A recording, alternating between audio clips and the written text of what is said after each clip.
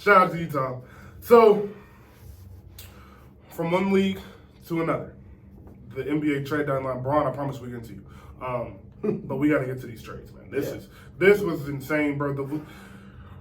The NBA gonna sell a storyline, man, and the trade deadline be hype every year, but this was ridiculous. So this shit got crazy. This shit got super crazy. So we'll start off with the first thing, which we unfortunately we lost the show. I'm so sorry. This should be episode 19, but the show we recorded Sunday, which was live. So if you got to listen to it live, shout out to you. But we talked about Kyrie and where he should go for 35 minutes for him to go to the Mavericks. The moment we left the show. Yeah, I don't think it's a good fit. I got in my car, Kyrie's there. Bro, so we were saying, the whole time I was like, I don't think he's going to LA, but I think LA would be pretty much guarantee LA going to the championship. Mm-hmm. I said the Dallas fit scared me, but I wanted to see it because what you mean? Like Kyrie and Luka just gonna cook back and forth for 48 minutes? Of course I want to Listen, man. Hey. What you mean?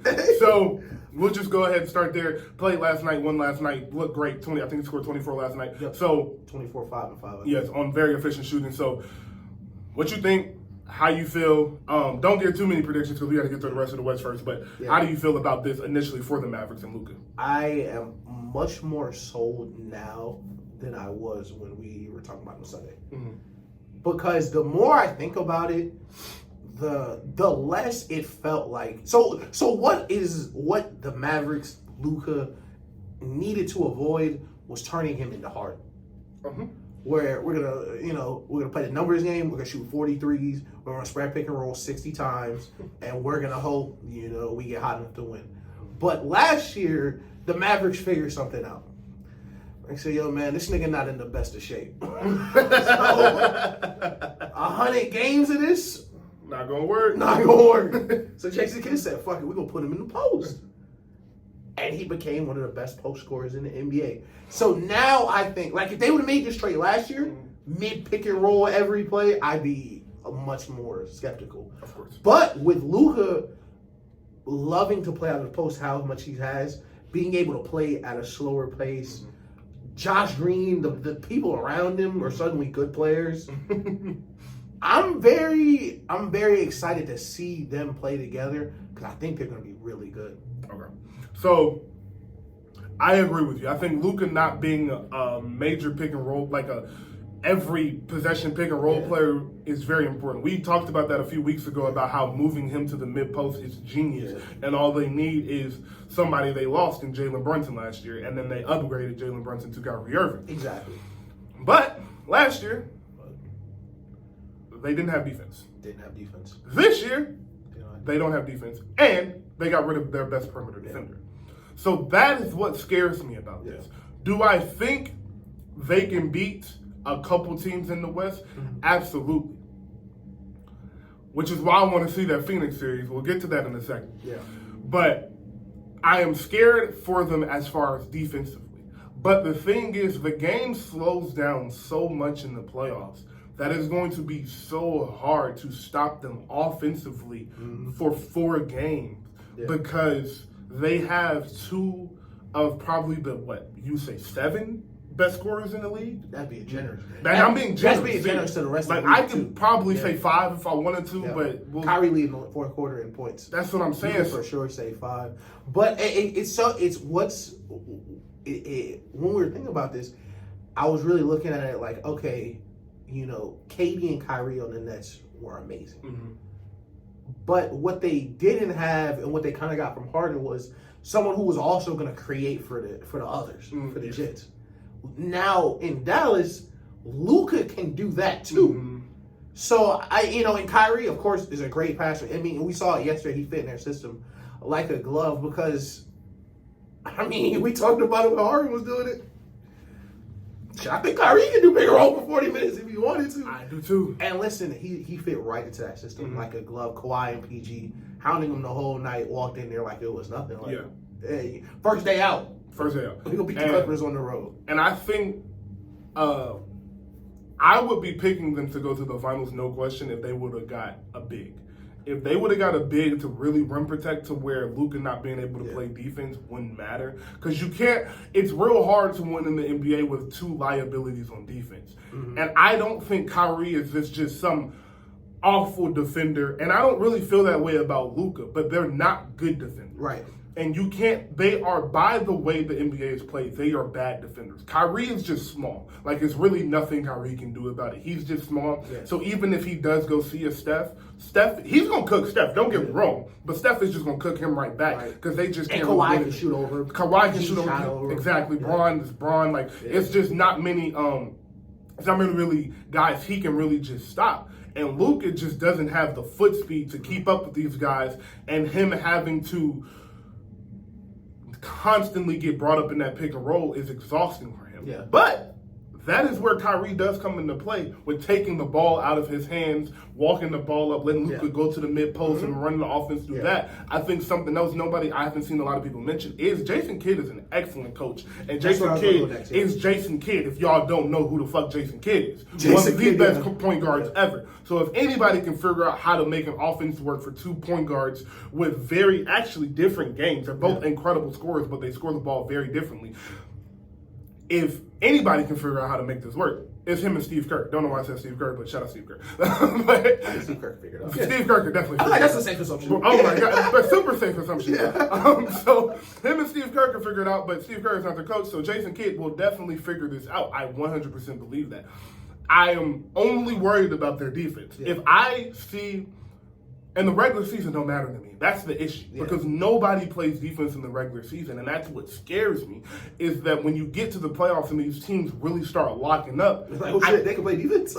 Yeah. Like, oh shit. It's like, are y'all going to be able to play defense once y'all start locking up? Are y'all going to run zones, a lot of matchup zones and things of that nature? Let JaVale kind of just control the middle. So if you do get beat, I will say this as well. Hey, JaVale looked good last night though. Yes. Hey, JaVale looked really good last night. JaVale is the perfect piece over there because all he has to do is catch and block shots. Yeah. So and there's still time with the buyout market. Yes, so Dwayne Dedmon is on the buyout market. Dwayne Dedmon is on the buyout market right now, and Serge Ibaka is on the buyout market right now. So I'm praying the Warriors get Serge, but if they don't, I think the Mavericks will be an excellent place for Serge to go. Yeah, I'm glad you mentioned Jason Kidd because Jason Kidd is one of the best coaches in the league, and last year's playoffs proved that versus the Suns. The adjustments that they made to hide Luka to protect them from what the Suns were trying to do. So I really want to, I gotta see it. I gotta see it. So, and if the West, so the day the Kyrie trade got made, so pre-KD trade, I thought they would be my favorite to come out the West. Of course, we'll talk Golden State later, whether or not they'll make the playoffs. But they would be my favorite, barring Golden State not making. I think the Golden State are the 9th seed now. 9th seed, playing right now. So, speaking of the Suns, no, we finna get into. So, the Suns made a trade for arguably the best player in the NBA. Yep. If you don't know his name is Kevin Durant. He was traded for Mikal Bridges and Cam Johnson. So the roster consists of Chris Paul, a starting lineup of Chris Paul, Devin Booker, Kevin Durant, DeAndre Ayton, and either Saric, TJ Warren, or Torrey Craig. What's that other big man they got? The white guy. I like him. That's Saric. Are you talking about Jock Landale? Yeah, Landale. Yeah. So that is their team. The issue with the Suns for me is their bench. Right. But my question to you is, do you think that matters? Yes and no. Okay. So I don't think it's going to matter if Monty Williams is going to keep Devin Booker and KD on the court at all times, which is 1,000,000% possible. But if he's going to think that he's going to stroll out Chris Paul in the mid-second quarter with, these 4 guys against a playoff team because that's Chris Paul, shit is going to get sideways really quick for that team. Yes. And I think Chris Paul is still the weak link on that team. I still think DeAndre Ayton would be. But I think if they are going to keep Kevin Durant or Devin Booker on the court at all times, they're going to at least be a good team in those stretches because they'll have someone to turn to. I think their biggest problem is going to be on defense, though. Yes, that's where I was going. So I love the trade, first off. Love the trade. We will get into the Nets and your ownership and how you should sell that team in a couple minutes. Hey, listen, you got what you wanted. Hey, man, you got what you wanted. All your superstars are gone. You got what you wanted. Hey, listen, you win. You win. You won. You threw your temper tantrum, now you won, and all your players are gone. So congratulations. I can't wait to see the national TV schedule next year. Hey, let's see them ticket sales next year. Okay. Let's see them ticket sales next year. Let's see who's selling tickets. And you know what's crazy? What? They don't have their first. you know what's crazy? Next year, they don't got their first either. shout out to the Nets organization. Hey, shout out to the Rockets, man. All Kyrie's fault though. Yeah. Why would Kyrie make them trade all their picks to the Rockets? I don't know. So the Phoenix Suns. I love the trade because I love anytime two superstars, and yes, I think Devin Booker is a superstar. Anytime two superstars get paired up, that is a good thing happening. Yeah. Ish brought up a fantastic point. As long as he staggers KD and Book's minutes, their bench being weak won't be the biggest of deals, because I think what he's going to do is stagger Booker in 8 minutes and CP's and KD's minutes. Right, yeah. I think that's your best bet. Although Chris Paul and Ayton have great chemistry, Chris Paul running that pick and roll with KD a little bit different. And Chris Paul is a wizard in the pick and roll. Regardless of how you feel about him at this age, he's a wizard in the pick and roll. So I do think this can work, but defensively it scares me because you're asking a lot of Devin Booker and CP without Mikal Bridges. Listen, Mikal Bridges is as good as advertised. Bro, they don't make the finals without Mikal Bridges. No. So, and DeAndre Ayton ain't the rim protector you calling on. Now, KD is. KD has become that's one of the biggest advancements of his game in these past 5 to 6 years is his ability to protect the rim. But you still need him to go get that 30. Yep. And he has been hurting his lower body a lot, and so you don't want him jumping too much with all them freak athletes and bumping his knee, bumping his leg. And listen, I love KD, but get out the West. If you gonna be that rim protector, somebody gonna punch on you. Even if you doing your job, somebody. John gonna come through. It just might be John. It just might be John that day. John gonna come through, bro. So listen, John, Wiggins, Bron, 80, it's a lot of them, man. Yeah, Kyrie, but now Kyrie too, bro. Damn. So Kyrie. I do love the move. I really do love the move. As far as a favorite, I'm not sure. I got to see it work. It's real hard for me to just, ESPN's favorite thing to do is, they're the favorite now. Yeah. It's real hard for me to say that right now just because I haven't seen them play 1 second of basketball together, and KD has been hurt for the past 3 weeks, and he's probably be out for another 2. So I do have to see this come together. But on paper, I do like this. Yeah. It would be different, like, if there was a 2017 Warriors in the West right now, but there's not. I think the top 6 teams are so evenly matched, and not this top 6 by record-wise, the top 6 of who I think are as far as the Clippers, Warriors, Mavericks, Lakers, Nuggets, and Memphis, and Phoenix, so 7 teams. Yeah. Those 7 teams, I think, are the real threats. I think everybody else is just fighting to be important and get some television time in the first round. So... And the crazy thing is, 2 of those 7 teams won't make it out the first round. That's a fact. So I do think that this can work, but it's matchup based because I don't know if they want to see the Mavericks. Dog, the Mavericks defensively, I don't know if they want to see the Mavericks, bro. Like, do they want to see the Nuggets? Do they want to see the Nuggets, bro? Like, seriously. Do they want to see the Nuggets where KD and DeAndre Ayton's gonna have to guard Jokic? Do they want to see the Warriors, bro? Like, do they want to see? Where you gonna put Chris Paul in 100 pick and rolls? You're asking a lot out of Chris Paul. You're asking a lot out of these. You're asking a lot out of Chris Paul, bro. And D Book, man. You're asking and so much. D Book is not a good defender. I don't want you to think he is. He's not. He's a C+ defender. Right, he gonna try. I'm not saying D Book. It's one thing like Trae Young don't give no type of effort on defense. Right. And he a bad defender. So that's just a terrible combination. D Book gonna get an effort, but he's just not a great defender. And the hole left by Mikal Bridges is so important because what Mikal Bridges brought to your defense and offense, you did not replace. No. On offense, Mikal Bridges is extremely efficient, and he's also one of the best cutters in the league. So having him next to Chris Paul amplified Chris Paul's value, because he was able to get so many greasy points. Mm-hmm. Same thing with Cam Johnson. They were both great cutters, both great defenders. And shooters. And great shooters. You removing Mikal Bridges from that, somebody still needs to go guard Steph Curry. Yes. Because if your goal is going to be to outscore all these teams, you got a great chance. Mm-hmm. But bro, it's gonna be hard. It's gonna be hard. Listen, niggas get paid too. It's a hard thing to ask for 4 games, bro. And I love D-Book. boy, I love some KD. Y'all outscoring Luka and Kyrie? Shit. Y'all just gonna outscore them. Y'all just gonna outright outscore them. Shit. Or even worse, fuck around, play the Clippers the first round, and they got PG and Kawhi locking up on both of them, and they're still scoring. And I agree. Kevin Durant is better than both of them. I don't want you to think they're not. Easy. Kevin Durant is definitely better than both of them. That's Kevin Durant. Yeah, that's Kevin Durant. For the new people, let's not get too crazy. Nah. That's still Kevin Durant. That is Kevin Durant. But, like I said last night, that's still Chris Paul. We've never seen a loser like Chris Paul before.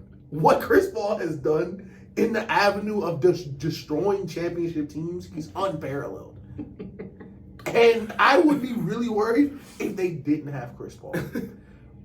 But it's just something about him being meant to lose. Like, the universe can't move past that point unless he does. It's like the Loki thing. It's an absolute point. You gotta lose. And I don't know what he did. But, I serve a mighty God. I serve a powerful God. Man, I can see it now, bro. So, I do love this pick again. I love this trade again. But man, it's tough, bro. And I'll say this: if the West, nothing about the West really changed. Like the Lakers didn't really make too many moves. Clippers didn't make any moves because them getting Eric Gordon was an excellent move. If that nobody really made any moves, and this was just all that happened, and it was like really coming down to you and the Mavericks. It would be like I would feel way more comfortable. Right. But the war you're gonna have to go through just to get to the Western Conference Finals to see Bron or to see Steph or to see Kyrie and Luka, do you have? That's where the bench comes into play. Yeah, do you have those games where KD can only play 33 minutes? Yeah. Where Brook only has to play 35 minutes, or where KD don't gotta score 34 and then go protect the rim all game and help DeAndre Ayton out? Like, are you gonna have that? Are you gonna be able to trust Chris Paul on the defense at the end of games? Yeah. So I don't know, bro. Like I love it. Like, I'm not saying I don't love it, but it's hard to predict for me to really give a finite prediction until I see this all on paper and see it all. Yeah, we're definitely going to need the bracket, but that bracket's going to be important. But the opportunity, listen, shout out. I'm going to shout out Jocko, and I'm going to shout out Michael Irvin too, because there is a path ahead of these players. It looks like a mountain. That's Goliath. But I want y'all to know that mountain is not there to scare you. That mountain is an opportunity because someone is going to have the chance to say in one playoff run, I sent Bron, KD, and Giannis home. I said Steph, Bron, KD, Luka, Kyrie, and Giannis home. Or fucking Embiid, or whatever team get out that East. Man, listen, it's gonna be a lot of checks written this year. Man. Boy, it's gonna be a lot of checks written this year. Man. Listen, you know who should read. I want to shout out Ja. Because boy, you better be resting up, man. And listen, on this show, we didn't talk about it. No, we never said nothing about it. I actually commended you because I think you should have that much confidence. You shouldn't be worried about nobody in the West. But you should be now, my nigga. Hey, you should be now. You niggas better be real locked in. Because, y'all in that early stage, and ain't nobody been paid yet. So we can have the Brandon Clarks, JJJ, we can have Desmond Bay, we can have that loser nigga, we can pay all of them. Dylan Brooks is who he's talking about. Yeah, shout out to Dylan Brooks, loser ass nigga. But in a couple years, you want 250, right? We need a reason why. You don't want to be gripping and all right, we give you this 250, but somebody gotta go. Because if you're on the doorstep, if you're in the Western Conference Finals, like the Mavs was last year, your owner might take that swing. Say, fuck it, we'll go get this player. Or I'll eat this tax bill like the Warriors are about to for $160 million. But if you just been first round a couple times, y'all a small market. And you got Giants got his contract. Yeah. But nobody else has. You know, maybe I don't want to give JJJ $150 million. And then what happens after that? Yeah. And now you stuck there by yourself because you signed them 4 years. So you there 4 years. You there 4 years regardless. Yeah. Now, is Memphis an attractive place to come play? Because y'all a bunch of young niggas. Them vets that really gonna make an impact on your team don't want to come deal with them. They don't. They expect, listen, that shit off the court. That matter. That matter. That immature shit you got going on. And I'm not going to speak on that shit they said after the Pacers game because I don't know. You said it was cap. They said it's not. Yeah. I'm not going to speak on it. Nah, Jock crazy as fuck. I was and they said we couldn't corroborate the report. He said that's cap. That's not how that works. Those two are not the same thing, my nigga. They didn't say it wasn't true. They said we couldn't corroborate it. So one team in LA. Yeah. We'll go Clippers first just because we're going to start on Lakers. They got Bones Highland and Eric Gordon. How do you feel about that? Got rid of Luke Kennard, the best shooter, but replaced it with another shooter and a great backup point guard. Our starting point guard. They got rid of Reggie Jackson, too, which I was sad about. I love Reggie Jackson. I don't like Bones Highland on this team. Why? But I think Bones is a great player. I do, too. Yeah. I just think I really liked him in Denver. And I feel like, well, I think he should come off the bench if he's gonna continue to play, 100%. Because Clippers are, I was thinking this when the Mavericks, man. The Clippers are real serious. Yeah. Especially when Kawhi played, the Clippers are really fucking serious. Like, yo, chill, like lock in. Like, and Bones Highland isn't that type of guy. No, not even a little bit. So, not even a fucking little bit. So it's a little worrisome, like how he'll fit into what they're doing. Kawhi 2 dribbles, left-handed hook, like run back on defense.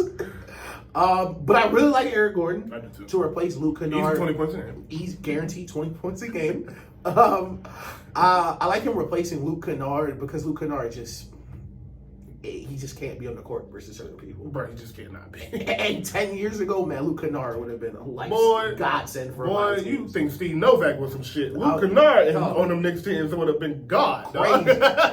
But he just, he happened last night. You just playing transition defense, and then the entire Dallas Mavericks organization tell everybody to go to the baseline because you had to pick Kyrie up. Like, niggas on the bench, like, yo, clear it out. You just can't have it, especially on a team with this many good defenders. It's like the Steph thing where, like, even, Steph wasn't a terrible defender, but he's on the court with, 4 elite defenders. You're going to have to pick up a lot of slack. Yeah. But Luke Kennard is the same situation, but he's just a bad defender. Yeah, exactly. So, I pretty much agree with everything you said, bro. Like, I think Eric Gordon will be a great piece for them because I think any team needs shooters in this NBA, especially if you're in the West with all the shooters. I do disagree with you on the Bones Highland pick because I think what you said about them is very true. They're super serious. Yeah. I think he brings that and changes that, and I think they need that. Okay, yeah. I think part of the reasons the Clippers have had their troubles is because, like, the pressure is really on them. And I think he comes in and loosens the pressure off of them for a little bit. I think that's really important, even if it is for the 14 to 24 minutes. Like, I think that little crossover, he's going to get a little, and then the behind the back pass. Bose is nice. Yeah, he is. Got game. Or the little pass where you throw in and spin for no reason just to get the crowd involved, dancing back down the court. I think that loosens their team up, and they really need that. Yeah. So that is why I do think he'll help him. Where I do think his game might take a step back is he is excellent in the pick and roll. He's not an ISO, I'm about to break you down, cook you, score guy. He is more so in the pick and roll. Now, he can break you down, but he's great out of the pick and roll. Yeah. And they don't really have a big for him to run it like they did with Jokic. Right. So I do think that might hinder his game, and it'll be an adjustment for him to have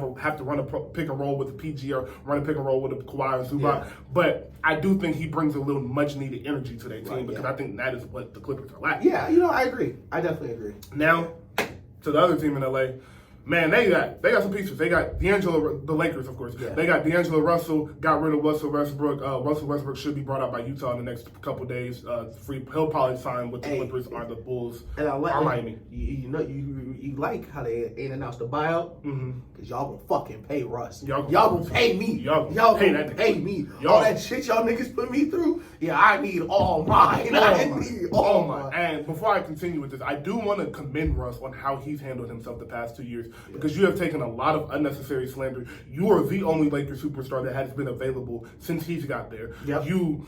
came off the bench, asked who you are. Like, y'all niggas can make all the make fun of him all you want to. That is Russell fucking Westbrook, dog. He is a superstar, average a triple-double for 3 straight years, one of the 10, 15 best point guards we've ever seen in this league, one of the most athletic players we've ever seen in this league. Like, that's a real nigga, bro. So, for him to handle himself in that way and him to keep his head up, and yeah, y'all saw the clips of him not really being happy to jump around at the beginning of the game, but my nigga, he didn't like them niggas, bro. All y'all niggas did was talk shit about him, and he had to go sit on the bench when he had never done that before. So, and you know why I love that clip? You know why I love that? I was so happy to see that clip because niggas was shitting on Westbrook. That same game, all them niggas was jumping around. Westbrook was the best player. Yes. Westbrook was still the one nigga out there trying to win that game. Trying his fucking hardest, top to bottom. He had like 28 points. You see the video. 27, 8 and 9, I think. Do you see the video of Kyrie like saying what's up to him before the game? Greatness arrived early. Westbrook is greatness. Yes, Westbrook is greatness. All the shit I done said about Westbrook, all the shit anybody said about Westbrook. At the end of the day, Westbrook is a future first ballot, no doubt Hall of Famer. Exactly. One of the best players we've ever seen. Yes. And at the end of the day, niggas scapegoat at him for some shit. But don't worry, Westbrook. Time reveal all. Time reveals all. So I do hope you go to Miami and shake the East up a little bit because I do think that forcing Miami will help. I think the Clippers, he helps the Clippers. One of those two teams, I think those are the two teams he'll probably look at going to. I think he helps both of those teams tremendously because they don't need shooting. They just need a point guard because Kyle Lowry is not it. And, shout out Kyle Lowry. Bones Highland is now starting to punch. Shout out Kyle Lowry, still getting the bag. So, and John Wall going back to the Clippers, going back to the Rockets is hilarious. I'm sorry they did to that to John Wall, but my God, that is so funny. So, but he's probably going to get bought out, and I think he's going to go to Dallas or Phoenix. So, the Lakers, D'Angelo Russell, Jared Vanderbilt, Michael Beasley, who else they got? Mo Bamba. And then they got Rui a couple weeks ago. How do you feel? I like it. I like it. I like what they needed because I like what they did because they understand no matter what, it don't matter what we do. If AD not healthy, it's not gonna matter. So I'm not gonna rip my roster up top to bottom, trade every other pick that we haven't traded for you niggas, and then AD turn an ankle and we lose in the first round again. But what they did was they built a team where if LeBron James and AD are gonna play and play well, they should be competitive. Because they have the pieces around them to be competitive now with Michael Beasley, with D'Lo playing the point, defense, shooting. Vanderbilt's a good fit. Mo Bamba's length, size, shooting. They really needed that. I didn't like them trading Thomas Bryant, but I know that his minutes were going to go to Mo Bamba anyway. But I really like that roster. It's very easy for a Laker fan, to be like, man, we didn't get KD, we didn't get Kyrie, but you weren't never going to get any of them. I hate to break it to you. I hate to be the one to let you know that no, the Lakers were never getting Kevin Durant. Y'all were never getting Kyrie. Even if you thought you had the best deal for Kyrie, the nigga said he wasn't trading him there. So it don't matter who y'all would have offered. So, and I don't know what's up with AD. I know you saw the clip. Yeah, I don't know what's up with Bron. I don't know what's good with this nigga, but maybe he fucking knows too. That dog, there's no more excuses. Yeah. And I know AD, listen, we talked about football earlier, we talked about Jalen Hurts. One ring, you're a made man in the NFL. This is not the NFL. No. AD, you are not a made man in the NBA. No. Secondly, you play with LeBron. So you definitely not a made man in the NBA. No. You ain't even got back to the finals yet. So dog. I agree with you. I love this. Have yet to win a playoff series in Los Angeles. That's factual information. I 100% agree with you on. I like this a lot for the Lakers. I think what the Lakers were missing, they got. Right. I think they were missing shooting. I think they were missing defense, and I think they were missing key role players, quality role players. I think they got all of that. How they mesh, how they work together, all depends on AD's health, and that is why I'm still scared because I don't know what's wrong with AD. I don't know if the other night when Bron broke the record, if he was hurt. If somebody told him, I didn't know if he was. I thought he was emotional because I know some niggas be like quiet emotional. Where AD and I really believe this. Some niggas for real just want to enjoy this moment. AD want to sit on the bench and look around at everybody loving Bron doing that shit. I can understand that. But that nigga, Bro, that didn't look like that. Nigga looked pissed. That didn't look like that because I'm the type of guy, like, I'll sit back and just take the moment and be like, man, this is fucking beautiful. Right. But, like, nah. That nigga looked disinterested. He looked disinterested, like, I don't want to fucking be here. And did you catch the clip? LeBron was like, yo, I love you. Yeah. It was like, and I don't know if that was like, I don't know if him and Russ got in an argument, if him and the coach got in an argument. Yeah. I don't know what it was, bro, but something hasn't looked right for him for a while now. Since he got back from this injury, he hasn't looked great. Mm-hmm. And I don't know if this is something we're going to continue to see, or if this trade and this new roster will get him a pep in his step, and they'll be the team we think they can be if he is who he is supposed to be. Because I have no doubt Bron is going to show up as long as he's healthy. Now, his foot is a little messed up. Does worry about me at this old age about his foot being messed up, that foot, ankle, all of that being messed up, groin, all of those things. Anytime that happens with Bron, that scares me because that could really hinder him. But the whole thing with the Lakers, since they've been put together, we have been saying nonstop, health. It all depends on their health.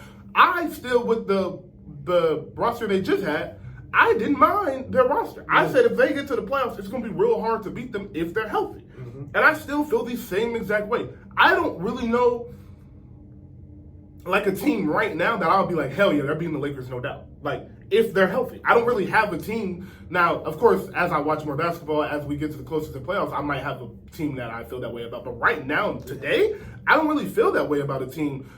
But if they're not healthy, that shit don't fucking matter. So literally. And day one, when they got there, to our credit, the first thing we said is they are going as far as AD gonna take them. Yes. We've been saying that for 4 years, bro. They won a championship because AD was amazing in the bubble. Amazing. Whether or not people want to say it existed or if it happened for real, like whatever. The moon landing. It happened. You know. Like the moon landing. It happened. And he was amazing in that month. But think about how crazy hindsight is. Coming off that bubble championship, it would have been corny to even suggest that Giannis and Jokic were better players than AD. Mm-hmm. It would be impossible. And Embiid. Now it's like not even no question. You couldn't even put an argument together right now of him being better than those players. And it's sad. It's sad. It's really sad. It's sad, man. So, but to the Lakers roster, I do think they fit together well. I think they'll run a lineup of probably D'Angelo, Beasley, Bron, AD, and Mo Bamba. Mm-hmm. I would probably say is their lineup, and if they want to go small, then move AD to the 5, bring Vanderbilt, let Bron play 4, Vanderbilt play the 3.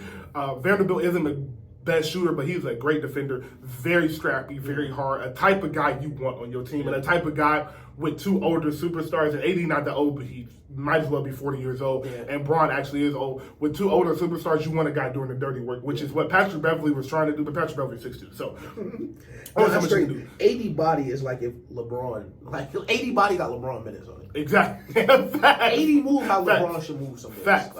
So I've been wanting to ask you this and answer this question myself. How do you think D'Angelo Russell feels with LeBron? I think he'll fit good. Mm-hmm. I just don't know what's up with D'Lo. D'Lo, he's up for a contract. Timberwolves didn't want to give him $30+ million. It was like, fuck it, if he's gonna walk, we might as well get something for him. But I think D'Lo's getting long in the tooth. He's already wasn't the most athletic point guard. I think he'll be successful on this team, but it's important that, man, you know, they got to say, it's like, your old boss such an asshole until you meet your new one. And somebody will need to play kind of that Westbrook role of you're not AD, you're not LeBron, you're going to have to take a step back, and it's going to be D'Lo. Mm-hmm. And I don't think he'll come off the bench, but it'll be a lot of nights where D'Lo's 3 for 5, 4 for 7. And 4 of those shots are spot up 3. So yeah. He has to get used to that. He has to get used to not playing point guard because that is Bron's role. And, hey, look, you're a great point guard, excellent passer, but you are no LeBron James when it comes to decision making. It's crazy. LeBron is still a better point guard than D'Lo. Yeah, no question. And it's not even a question. Nobody would even argue that. I don't even know if D'Lo argued that, to be honest. So he's still a better point guard. And it's shout out Pat Bev. Shout out Pat Bev. Going back to Minnesota. I'm real sad you got traded, but you're back in Minnesota, so I know you're a little happy. And they need you in Minnesota. They do. So this is what I would say about D'Lo. I tweeted right after they got traded is D'Lo don't take basketball seriously enough to play with Bron. That's a fucking fact. That's such a good tweet. And I 100% believe that. I do believe that.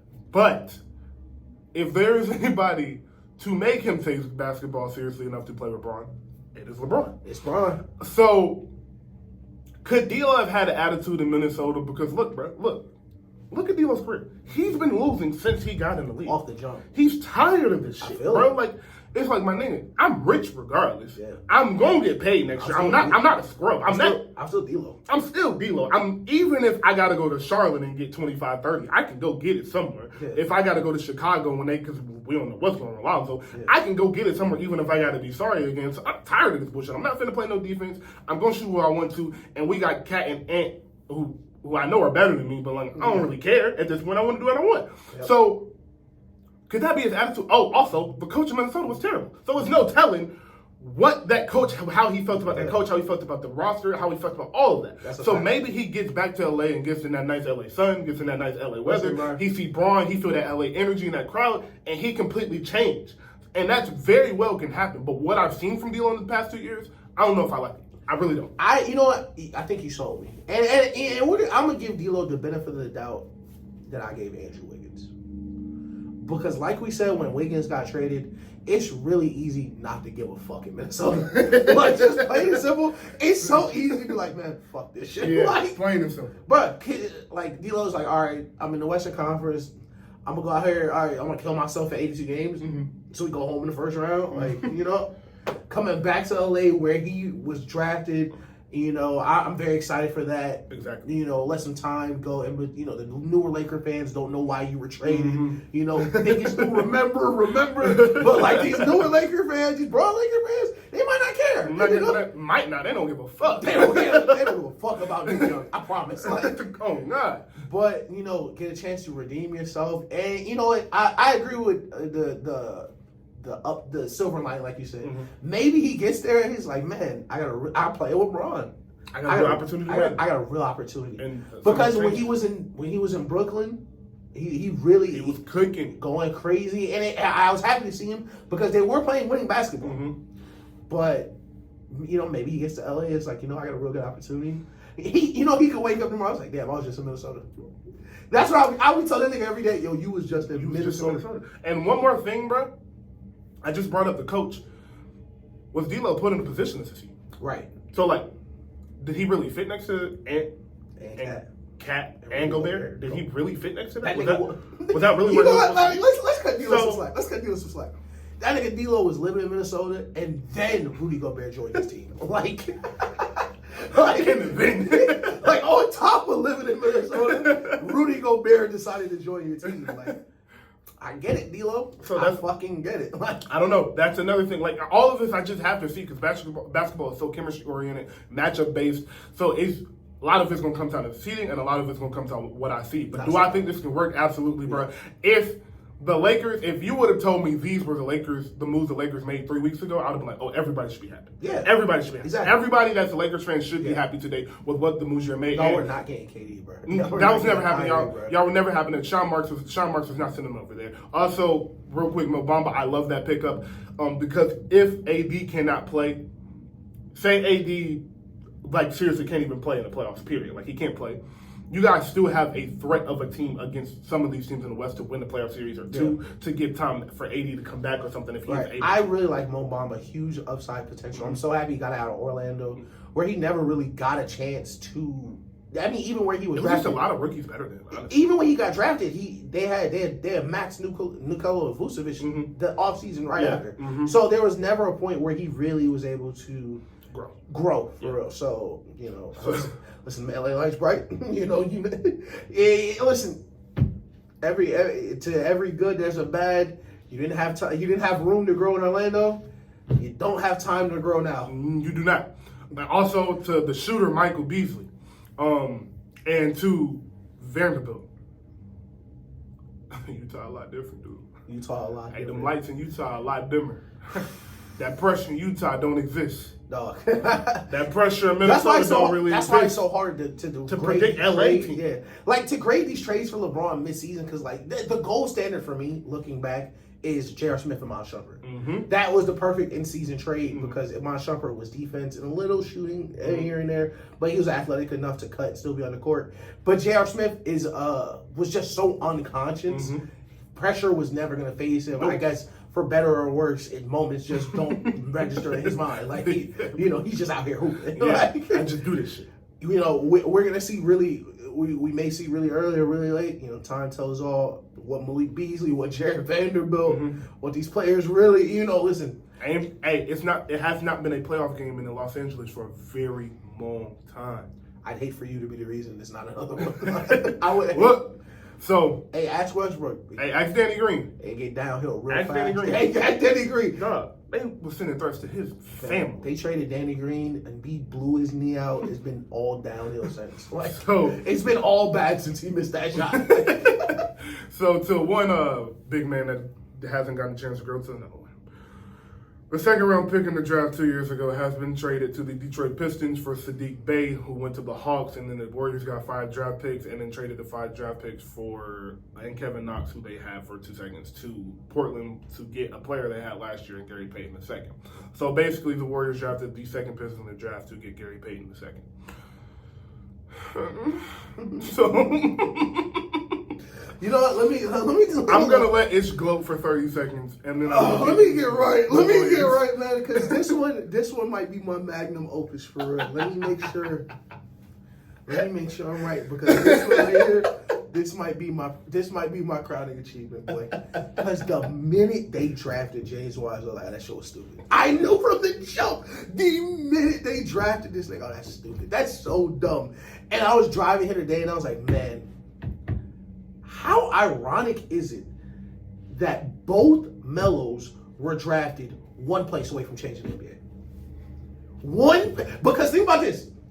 They draft LaMelo, now you do not have to pay Poole. Because you can just have LaMelo do what Poole is already doing. But then we don't even need to go get another super big wing, like Otto Porter or something like that. Because look at that. God made this nigga 6'9". Perfect replacement. Clay's, couple last years. Steph a couple last years. The 2 timeline things kind of works out because, fuck it, this LaMelo, he's all-star. They might be. Listen, LaMelo and Kuminga in open court together? Man, but outside of the LaMelo thing, I'm more relieved for James Wiseman. Because, and we talked about this with Westbrook, James Wiseman didn't pick himself second. He didn't pick himself there. James Wiseman was the best basketball player on every team he played for his entire life. Yeah. And then he joined a team where he was the 8th option. And it is a hard adjustment. And the Warriors don't run a cookie-cutter system where anybody can just pick up and play. So he was asked to do things that he's never, he did not know how to do. Add into that he went to college for 30 minutes because of his eligibility and COVID, missed years. He was facing a lot. And then on top of that, he tore his meniscus his rookie year. Exactly. So he got hurt again this year. He's still really a rookie. So I'm more relieved for him to get to a situation like Detroit where he can get a bigger role on offense. He could really slide into a place that needs him, where he can make these rookie mistakes. Yep. Because that is the problem with the 2 timeline system is these players need to make mistakes. And they're going to. Yeah. And there's no way to guard against it. There are going to be bad nights. And when you're on the Detroit Pistons, that can happen. Yes.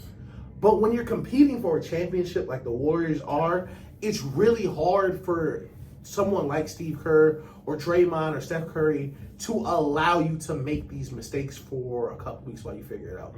Because we don't have this time. Like, Steph Curry's 35. I don't have time for you to figure out how to be a good player in the NBA, especially where you were drafted. So I'm happy he left. I'm super happy GP2 is back.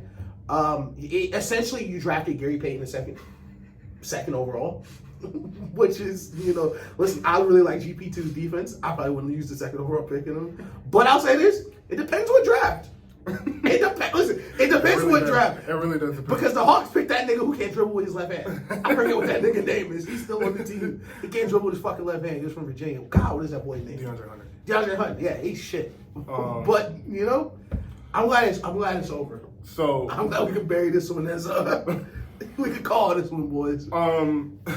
I'll say this. First and foremost, I'm very happy for James Wiseman because I don't like when rookies don't even get a chance to be great. Like, at least go get a chance to be great. I will also say I am going to give 80% of the blame to the Warriors for drafting him, but 20% I'll leave to the unknown because if he doesn't get hurt. Right.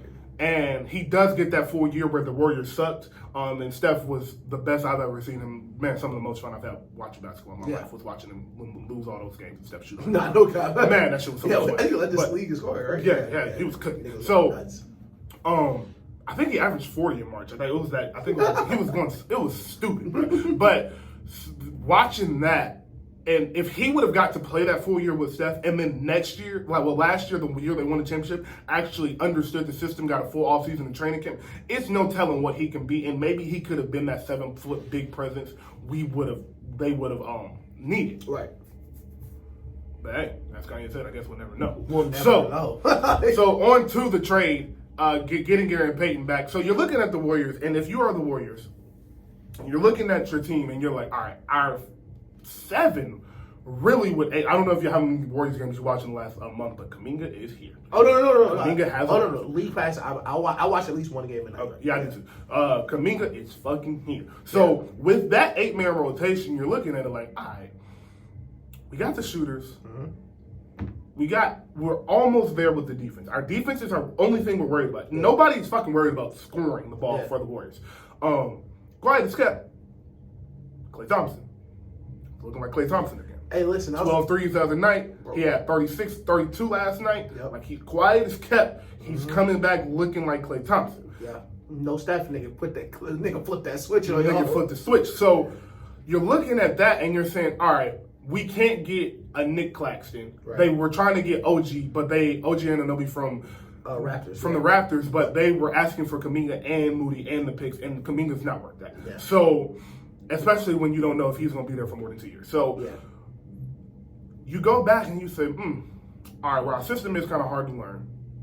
And Gary Payton was an extremely important part of this last year and why we did win the game, win the championship. And a lot of the Warriors players were saying if he doesn't come back from injury after that Memphis injury, I don't know if they win that series. For sure. With the way he is able to play defense and he picks up 94 feet, and the way he is able to slash and play like he is 7 feet tall, even though he's only 6'4", I'm kind of happy with where the Warriors are left. Honestly, sure. I think they are better than they were yesterday. I really do. Oh, 1,000%. And they have.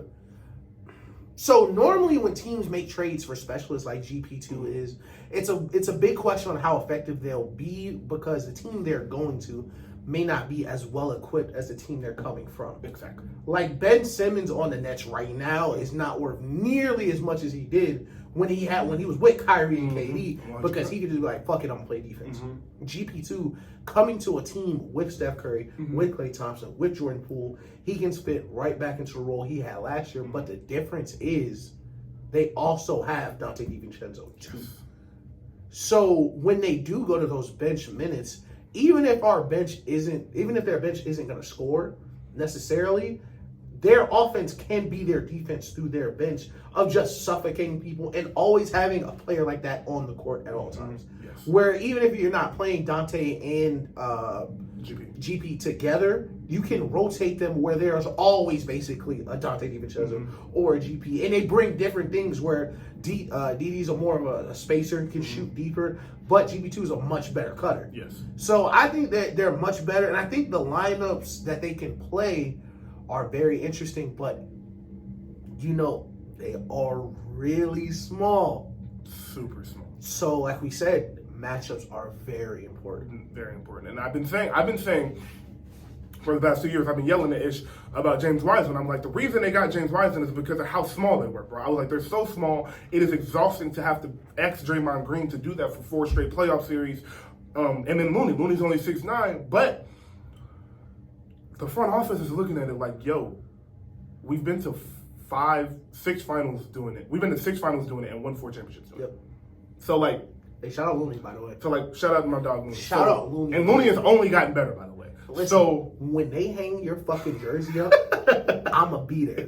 Because when didn't nobody believe, I believe. He did, bro. Last year I was pissed, and boy, you came through for me, bro. Nigga played that. You got a special place in my heart, Five. I swear to you. Nigga woke up, was like, I'm just gonna be Dennis Rodman. Oh God, I'm just gonna be Dennis Rodman.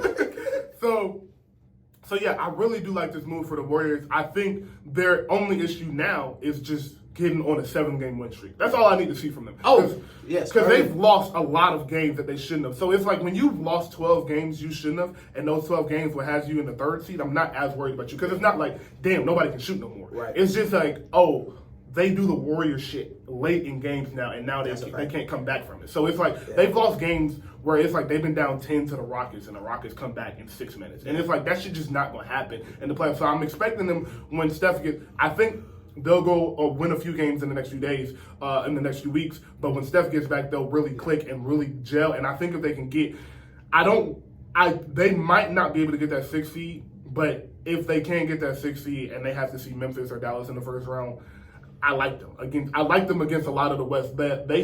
The Nuggets scare me more this year than they did last year because of how small we are. Bielitsa played a very big part in guarding Jokic last year because he was able to stretch the floor, so he made Jokic exhausted, and it was just a body to throw on Jokic to give Draymond a break, give Draymond Moon a break. So that does scare me, but Kerr has started to prep for that. That boy Kerr be coaching, bro. He started to prep for that by bringing Looney off the bench to stagger him and Draymond's minutes so they can just play the 5 and Draymond will just be the natural 5 because, like we said, you got 4 snipers on the court and Andrew Wiggins plays bigger than he is. So they are coming together, and I think the Warriors will just be right back in the mix. But again, and bro, listen, I know I literally just said, man, the Warriors are small.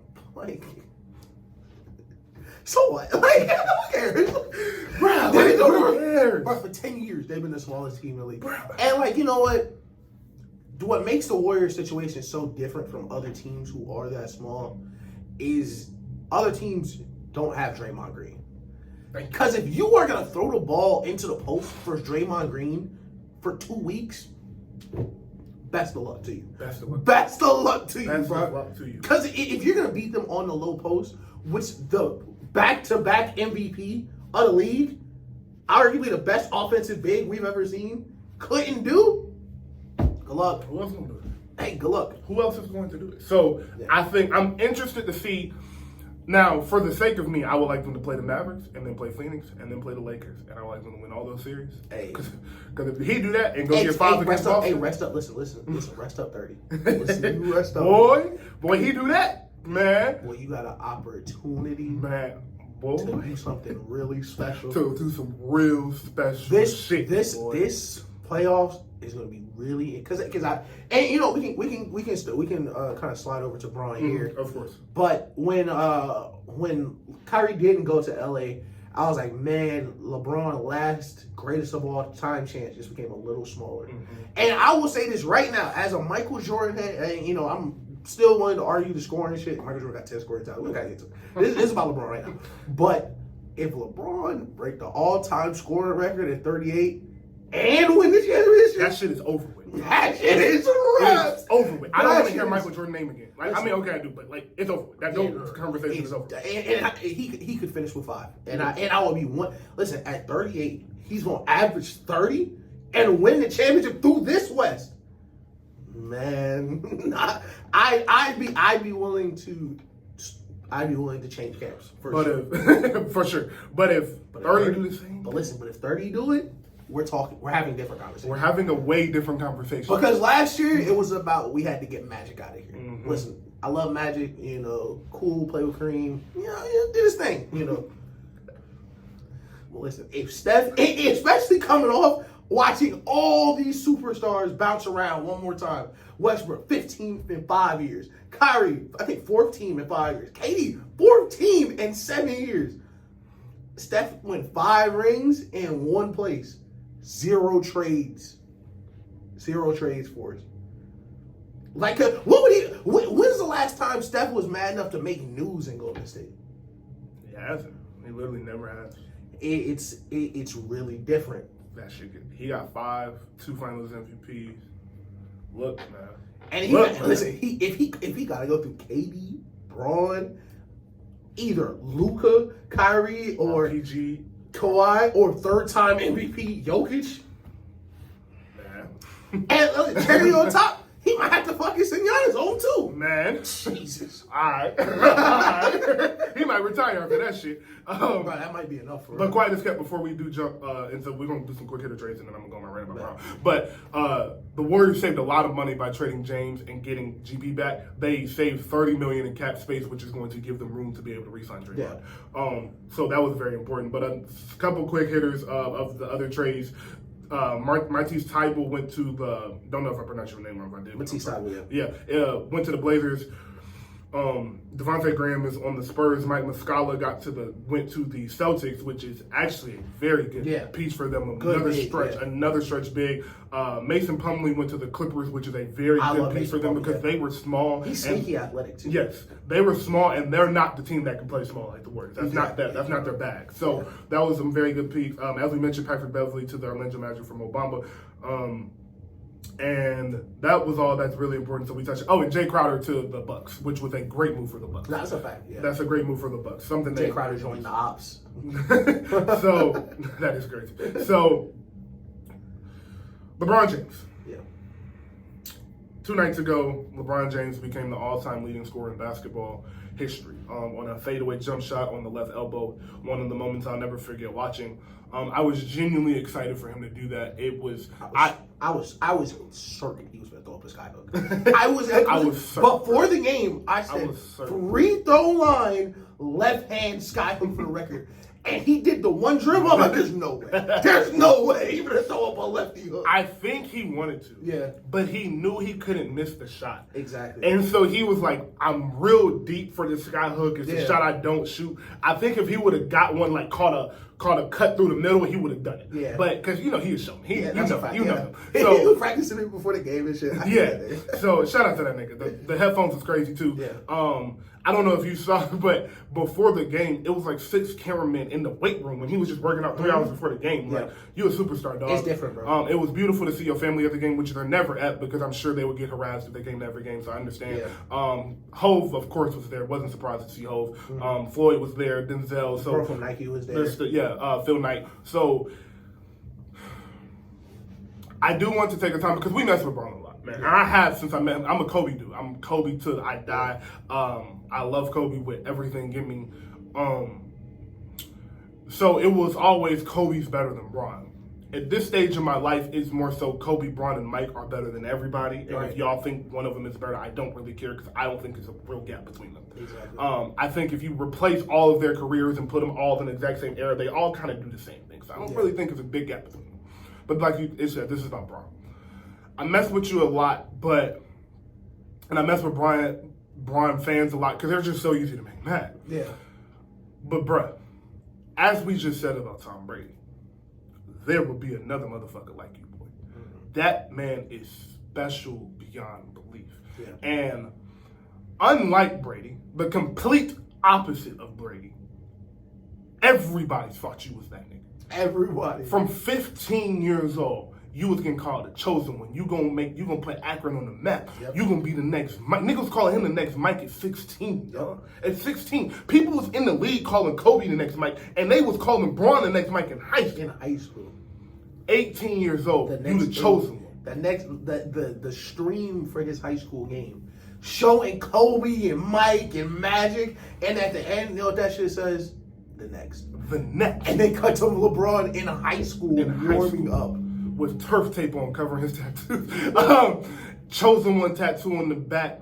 And from day one, you have lived up to every single thing people have said about you, bro. You never had a scandal. The worst thing you did was lie. The worst thing you've done is just lie about shit. That's hilarious. You're going to retire the all-time leading scorer by a wide margin. You're going to be top 5 in assists and top 10 in rebounding. And if you play for another 4 years, you might be 40, 10, and 10. Which means 40,000 points, 10,000 rebounds, 10,000 assists, which is fucking ridiculous. Nuts. You have been the example for 20 straight years. Now, there have been some in between. There have been the Kobe's and the Tim Duncans and Katie. But you have sustained this level of prime basketball from year 3 to year 20. And you got your growing pains out. But year 3, you took off and you have not looked back at all. You have been like a perfect role model. You've been a perfect athlete. You have never cheated yourself, which in turn means you have never cheated us. Every time Bron is on TV, you know what the fuck you gonna get. Every time Bron is in the playoffs, you know what the fuck you gonna get. Every time Bron is in the finals, besides one time, you know what the fuck you gonna get. You know it. He never cheated anything. He never cheated the process. He never cheated the work. He never cheated his teammates. He never cheated his coaches. Never. He showed up every single day. Bro, my nigga, we make this joke a lot, but it's super important. I mention this right now. The nigga has $1 billion, bro. Bron's $1 billion. Bron has $1 billion and is working harder than 99% of the NBA still to this day. $1 billion up. That's unheard of, bro. That dedication, we'll use times where the disease of wanting to be great, of needing to be great, of like you just said, like, I know I'm the best ever. And Bron saying he's the best ever into the camera, I would be more surprised if he said somebody else was the best ever. Bron should absolutely feel like he's the best player ever. My thing is, that's what made me so mad about the tweet. Who the fuck he's supposed to call the GOAT? My nigga, come the fuck on, bro. What? That is LeBron James. He absolutely should think he is the best player ever. So the level of excellence you have showed, sustained, and blessed us with over these past 20 years, bro, I want to say thank you. It damn near made me emotional watching you get your flowers like that and watching you get your flowers like that. It was beautiful you broke this record on the Lakers with the organization the Lakers have been for the NBA, bro. It's beautiful to see you finish your career out in LA where all the legends have ran through. Damn near like every NBA legend has been there other than like Mike and Tim. Like the top 7 players of all time damn near all play for the Lakers. And if they didn't play for the Lakers, they played against them. Come on now. So I really just want to say thank you, bro. Like, you breaking the all-time record. Like, I can nitpick it. Of course I could. I'm not, though. Like, what the fuck is the point, bro? You broke a record nobody thought was going to break. And people, my last thing is, people always talk about, I keep seeing people say, well, if he wouldn't have broke it if he didn't play this long. My nigga. My nigga, like, that's the point. Like, bro, it's unheard of to be this good for this long, this consistent for this long. It is unheard of. Yes, Kobe would have broke the record, but his body broke down on him. Yes, KD would have broke the record, but his body broke down on him. Bron body never broke down on him. You have to give him credit for doing the unheard of. Yeah, Bron. So thank you, Bron. Like, thank you. Congratulations. You deserve all the flowers. You're going to be playing another 3 years, so I'll give you your retirement speech. I'll give a 10-minute rant on when you retire for real. But just right now, I want to say thank you and continue doing what you're doing because you inspire everyone. Everything you said was amazing. And I'm not going to repeat it. I'm going to take the other side and just talk about the night. So niggas was giving Bron like hella shit on Twitter. Like, it's like he's laughing at Carter. Like, play the rest of the game. My nigga, I would have went home, bro. What? Oh God, nigga, I'm LeBron James. Y'all hear, bro? We got the Thunder on national TV. We done dragged Shea Gilgeous on national TV to TNT to watch me break this record, and y'all like, oh, it's 10 seconds left. LeBron, and I really mean this from the bottom of my heart, LeBron deserves every second of that fucking press conference mid-game. He deserved more. I was so happy that they legit stopped the game, get Kareem up, everybody take the pictures, do all this, because I really love seeing LeBron get the flowers while he's here with us, for real. Because it really fucks with us what happened with Kobe, because we really, it's really easy to be like, I give him the flowers when he retired, when he go to the Hall of Fame, when he do all that, when he's not playing against my team, then I'll do that. Right. But it's really important that we don't do that because, bro, we just don't know for real. And what LeBron has brought to the game, not only for just how he's changed the game for players, because they talk about the player mobility and things he did, which, I mean, this trade deadline don't happen without. This trade deadline show you how crazy the league is now. But what you said it's so important of how he never cheated anybody. Bron spent $1 million a year just on his body. He paying $1 million to work. Come on, bro. Say it again. Say it again, paying bro. $1 million just to put in work. And if anybody, and especially, that's why I like watching that game, because you know the two players in the Lakers who was playing the best? Greatness. On nights where they know the world, like Hove here, the world watching, you know who was playing well? Greatness. Westbrook, LeBron, Shea, greatness. And the commitment that Bron has had to make since he was a child. To be this great is beautiful. And basketball, more so than football, I love it because he still has the rest of his life to be LeBron. Mm-hmm. You know, football, when you give your life to the game like this, like we done seen Jerry Rice hands or players that, you know, like it takes a toll on their body. Bron $1 billion up, bro. No major injuries. And what he's given to the game is just, it's an impossible standard to put on anybody else. Bron, yeah, literally, it's an impossible standard to put on anybody else. And I wanna piggyback off that and end with one thing. I want to talk about just the pressure that what he dealt with came with, because it's not like Bron came from LA and he was just rich ass nigga that had this rich ass family. He was just a freak of nature that came from NBA parents.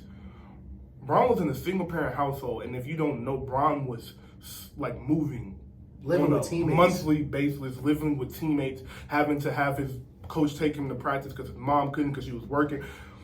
So, as a kid, when you see that, and not only you saw that, all your niggas broke too. All your niggas' families broke too. All of them. And it's your job to change everything. To change everything.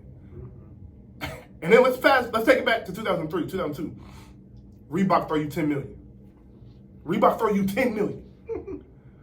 And you look at that shit, knowing you got to go back to a one-bedroom apartment you sharing with your mama where it got roaches and mouses everywhere. Your niggas got to go back to their bullshit-ass apartments. And you say, nah, I'm worth more than that. Yeah. And they look at you like you fucking stupid. This little nigga think he worth more than that. He 18. I just gave that nigga $10 million. Yep. 20 years later, you got $1 billion Nike deal. He got $1 billion from one deal. From one deal. He has $1 billion from. Like, you special, dog. You special, bro. And bro, the commitment, man, to being like LeBron, like it's the same thing with Tom Brady with the commitment to being the best and not cheating yourself. Bron gave everything to the game. And it's still giving. It's still giving. And to pull your homies up with you. To be where you are. It's just... It feels scripted. It's a movie. It's a movie. It feels scripted. It's a movie. And I tweeted the other day, like, his documentary is going to be some of the craziest shit we ever see in life. Because, man, it's just, like, it's seriously unthinkable. Like, the shit you have fucking done for, like, literally just the sports world. Like, fuck basketball. The sports in Germany. You're one of the most famous people on the planet at this point. You know, I really liked the Nike commercial afterwards. Oh my God, yes. The We Are All Witnesses. And I love, I even loved the Witnesses shit when he was in Cleveland the first time. Because, God put Bron on this earth to play basketball. Oh God. There was, listen, we talk about he could have been to the NFL, he for sure could have. He could have played any sport. God put him on this earth. He was meant to do this shit. Ambidextrous at 6'9", 260, running a 4.2 so he could play basketball. And we are literally all witnesses of all the crazy shit. Like, you could take 3 years of Bron career and it would be enough for other niggas. Almost any 3 years you pick since he made the playoffs, you could take that chunk and it would be enough for most Hall of Fame niggas. Between the MVPs, the finals appearances, the championships, the scoring title, all that shit. You could literally take a chunk.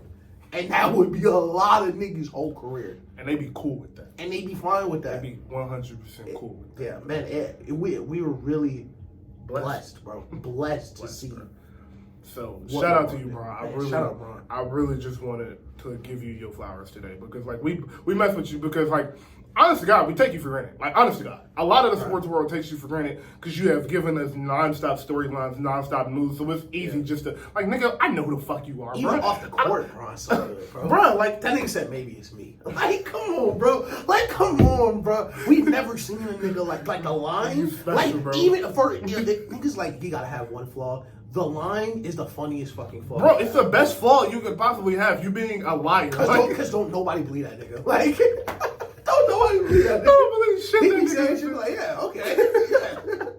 Man, so for real, bro, shout out to Bron, bro. Like, for real. So I have one more thing I wanted to say, but I fucking forgot it.